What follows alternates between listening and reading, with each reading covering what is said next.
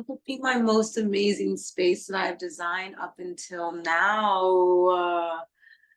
Ooh, I think what I really liked is when wellness became really a part of the home Mm, and like working on like a spa at a house that had a cold plunge and those kinds of really yummy things. Like that to me is where I think that design needs to move. I think since the pandemic, really thinking about the home as both where you live, where you work, where you educate. It could also be a broadcast station.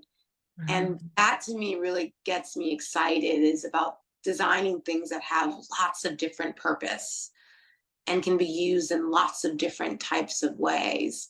And I think that's really shifted since the pandemic.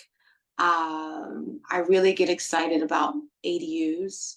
That's really been fun for me. Doing accessory dwelling units seems like an ode to the past. We used to like have land, and every time we outgrew our space, we added another one.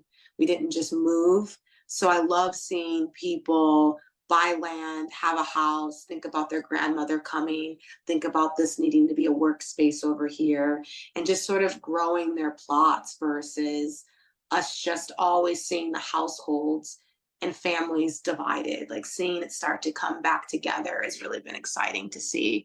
And that's a really big change, I think, that's happening right now is watching clients no longer want the bells and whistles, but thinking about how their house is an investment and their long-term goals of bringing their families back together is pretty sweet. I love that so much. When I was a little kid, my dad was an immigrant from Finland, and so he and our family lived in one house. Across the driveway was my aunt and uncle and my cousins, and then at the end bottom of the driveway, my grandparents lived. And so we were all just kind of shoved onto this half an acre parcel of land in Seattle.